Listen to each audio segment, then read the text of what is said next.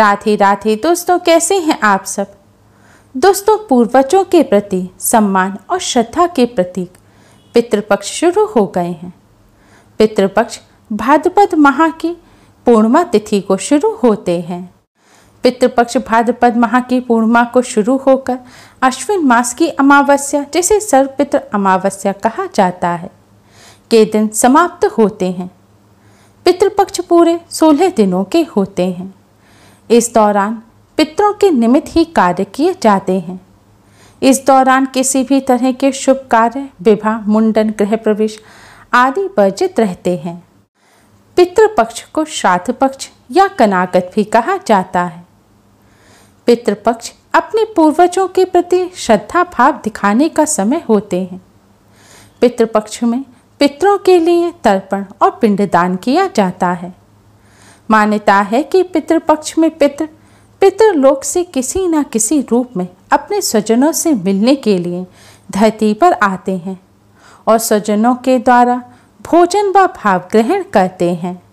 पौराणिक मान्यता के अनुसार पितृपक्ष में हमारे पितृ यमराज की आज्ञानुसार सूक्ष्म रूप में पृथ्वी पर आते हैं और हमारी ओर से दिए गए श्राद्ध, भोजन, तर्पण, पूजन आदि को ग्रहण करते हैं, जिससे उन्हें संतुष्टि प्राप्त होती है। माना जाता है जिनके पितृ संतुष्ट और तृप्त नहीं होते उन्हें पितृदोष लगता है। जिस भी व्यक्ति को पितृदोष लगता है उसके जीवन में कई प्रकार की परेशानियां आती हैं। ऐसे व्यक्ति के घर में सुख और समृद्धि नहीं रहती। उसके घर में हमेशा की कलेश बनी रहती है। जिस भी घर में पितृदोष लगता है उस व्यक्ति के घर के लोगों में आपसी प्रेम नहीं रहता। हमेशा बीमारियां लगी रहती हैं। जीवन में बहुत ज़्यादा संघर्ष करना पड़ता है। घर के मुखिया की नाम और प्रतिष्ठा भी डूबने लगती है। पितृदोष से पीड़ित व्यक्ति के शत्रु भी बहुत अधिक होते हैं और उन्हें हमेशा शत्रुओं से पराजय मिलती है। जिस घर में पितृदोष होता है उस घर के लोगों का विवाह नहीं हो पाता। अगर विवाह हो भी जाए तो वैवाहिक सुख प्राप्त नहीं होता। इस कारण से पितृदोष को सभी दोषों में सबसे ज़्यादा खतरनाक माना जाता है। पितृपक्ष पितरों को समर्पित होता है। यह वह खास दिन होते हैं जिनमें आप अपने पितरों को आसानी से प्रसन्न कर सकते हैं। पितृपक्ष पितरों को तृप्त करने, प्रसन्न करने और पितृदोष से मुक्ति पाने के लिए बहुत ही खास महत्व रखते हैं। आज ही इस वीडियो में हम आपको पितृपक्ष में पितरों को प्रसन्न करने का एक बहुत ही आसान उपाय बताने जा रहे हैं। इस उपाय को करने से आपके पितृ आपसे तृप्त और प्रसन्न होंगे। आपके पितृ भागे भागे आपकी रक्षा करने के लिए चले आएंगे। दुर्भाग्य सौभाग्य में बदल जाएगा। आपकी किस्मत चमकने लगेगी और जीवन के हर क्षेत्र में सफलता प्राप्त होगी। दोस्तों, इस उपाय को सही प्रकार से करने के लिए आप हमारी इस वीडियो को एंड तक अवश्य ही देखें। अगर आपने हमारे चैनल को अभी तक सब्सक्राइब नहीं किया है तो जल्दी से हमारे चैनल को सब्सक्राइब कर लें और बेल आइकन को हिट अवश्य ही करें, जिससे हमारी सभी नई वीडियोस की नोटिफिकेशन आपको फ्री में सबसे पहले मिल पाए। तो आइए दोस्तों जानते हैं इस उपाय के बारे में। दोस्तों, यह उपाय आपको पितृपक्ष में संध्या काल के समय करना है, यानी कि शाम के समय आपको यह उपाय करना है। उपाय करने के लिए मुंह हाथ धोकर स्वच्छ वस्त्र धारण करें। इसके बाद आप एक मिट्टी का या आटे का दिया लें। अगर आप आटे का दिया ले रहे हैं तो साफ मढ़े हुए आटे का दिया बनाएं और उस आटे में नमक नहीं होना चाहिए। अब इस दिए में आप एक रुई की बाती लगाएं। इसके बाद इस दिए में शुद्ध सरसों का तेल भरें। अब इस दिए में थोड़े से साफ किए हुए काले तिल डाल दें। इस तरह दिया तैयार हो जाएगा। अब इस दिए को ले जाकर पीपल वृक्ष की जड़ में रख दें। दोस्तों, शास्त्रों में पीपल के वृक्ष का विशेष महत्व बताया गया है। शास्त्रों के अनुसार पीपल के वृक्ष में सभी देवी देवताओं का वास होता है। स्कंद पुराण में कहा गया है कि पीपल के वृक्ष में भगवान विष्णु का वास होता है। गीता जी में स्वयं भगवान श्री कृष्ण ने कहा है कि सभी वृक्षों में मैं पीपल हूँ। शास्त्रों के अनुसार पीपल के मूल में ब्रह्मा जी, मध्य में विष्णु भगवान और अग्रभाग में भगवान शिव जी साक्षात रूप से विराजित हैं। माना जाता है कि सूर्योदय से लेकर सूर्यास्त तक पीपल वृक्ष में मां लक्ष्मी का भी वास होता है। इसके साथ ही पीपल को पितरों का भी निवास स्थान बताया गया है।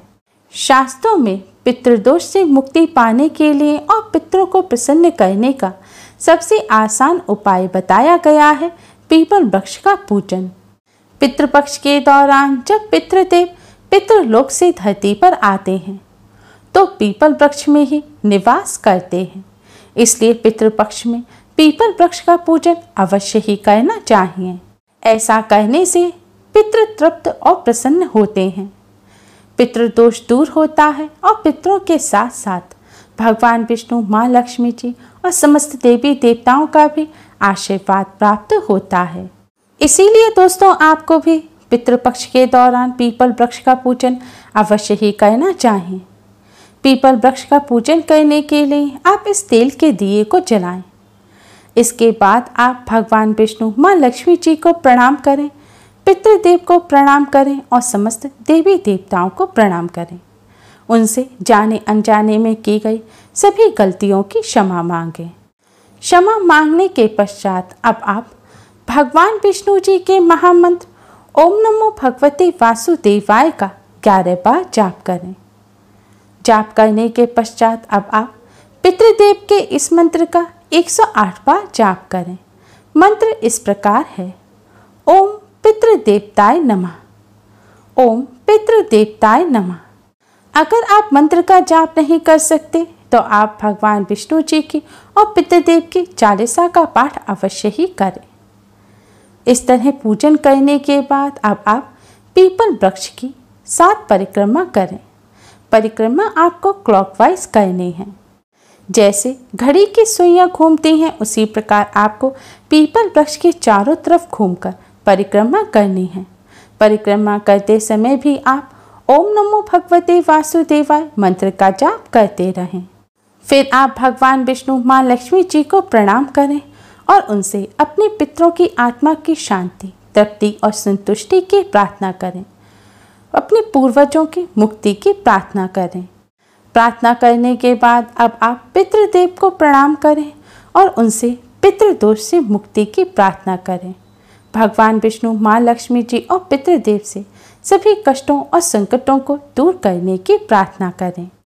प्रार्थना करने के पश्चात अब आप सीधे अपने घर आ जाएं। ध्यान रखें, पीपल वृक्ष के नीचे दिया जलाने के बाद आप पीछे मुड़कर ना देखें और सीधे अपने घर आ जाएं। घर आकर अपने हाथ अवश्य ही धो लें। इस तरह पितृपक्ष के दौरान पीपल वृक्ष के नीचे दिया जलाकर पूजन करने से भगवान विष्णु, माँ लक्ष्मी के साथ साथ समस्त देवी देवताओं का भी आशीर्वाद प्राप्त होता है। पितृदेव प्रसन्न और तृप्त होते हैं और पितृदोष से मुक्ति मिलती है। पितृदोष पितृ आशीर्वाद में बदल जाता है। पितृ हर संकट से रक्षा करते हैं। इस तरह पीपल वृक्ष का पूजन करने से सभी शत्रुओं का नाश होता है। सुख संपत्ति, धन धान्य, ऐश्वर्य, संतान सुख की प्राप्ति होती है और मनचाहा वरदान भी प्राप्त होता है। दोस्तों, इस उपाय को करने के साथ साथ आप कुछ बातों का विशेष ध्यान रखें। कभी भी आपको पीपल वृक्ष को हानि नहीं पहुंचानी चाहिए, क्योंकि पीपल वृक्ष में पितरों का वास माना जाता है। और अगर कोई भी व्यक्ति पीपल वृक्ष को हानि पहुंचाता है या पीपल वृक्ष को काटता है तो उसे पितृदोष लगता है। उसके पितृ उससे नाराज हो जाते हैं। पीपल वृक्ष को काटना या हानि पहुंचाना ब्रह्म हत्या के बराबर माना गया है। इसलिए कभी भी भूल कर भी पीपल वृक्ष को हानि ना पहुंचाएं। इसके साथ ही आपने पितरों के नाम का जो दिया जलाया है उस दिए से भूल कर भी आरती ना लें और ना ही रात्रि के समय पीपल वृक्ष का स्पर्श करें।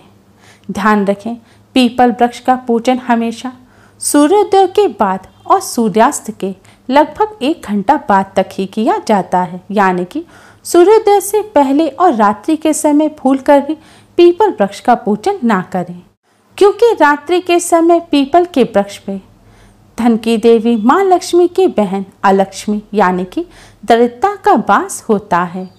माना जाता है रात्रि के समय पीपल वृक्ष का पूजन करने से घर में दरिद्रता आती है।